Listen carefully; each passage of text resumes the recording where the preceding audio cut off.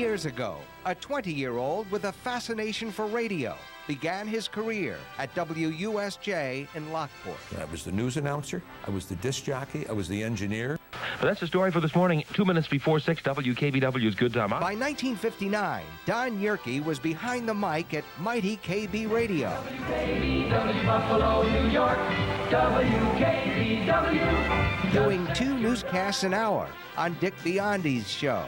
Was a real madman to work with. The guy was crazy, fun, and one of his favorite things was trying to break up his newsman. And we went through some breakup battles, I got to tell you. 50-plus ratings are nothing to sneeze at. Even the promotions were fun. Mr. Ricky Nelson entertained 73 KB Grease in Buffalo. And hello there, Mary Lou. Don became a DJ when the KB gang was cruising in the fast lane. He had taken the name of Don Keller, and when he began a segment on farm news on his shift, he got branded one morning by KB morning man Gene Nelson. Thank you, Don Keller, farm feller.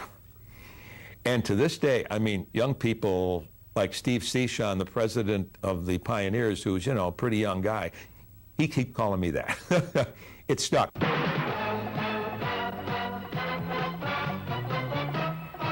This is Eyewitness News. In 1963, Don picked up a Bell & Howell wind-up camera and joined the fledgling Eyewitness television news team, shooting film, writing newscasts, and reporting. And most people, I think, feel that I was probably the first actual, what we call today, a street reporter, where I was out there with a cameraman holding a mic, talking to people face-to-face. Face-to-face with people ranging from Buffalo Bills owner Ralph Wilson. What happens if the additional 7,700 seats is not approved? Well, I don't know. If the expansion is not approved, the Buffalo Bills franchise will not be competitive. To Hollywood bombshell Jane Mansfield. You mean with our car? Yeah. Actually, Be ferocious? doesn't like microphones. He left Channel 7 in 1974 to become executive producer at WHEC Television in Rochester.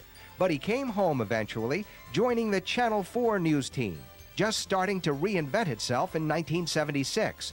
And by embracing videotape over film, Don Yearke became chief photographer. But to me, it was a huge advancement. It was very journalistically positive because news got on the air much faster. He covered huge events, from Bills Superbowls to national political conventions, and traveled to places that few Western New York journalists have explored, including the slums of Havana, Cuba, the streets of Poland, as Solidarity waged its struggle for freedom, and even the residence of Pope John Paul II. The most influential to people's lives and to the world. And, you know, we were spending time with him. In fact, we were at his summer home. Always curious and up for a new challenge, this broadcast pioneer is still at work and grateful to have contributed to the growth of broadcast journalism in the Queen City. It's been very rewarding. You know, how many people get to do what they really like and enjoy for a lifetime in their work?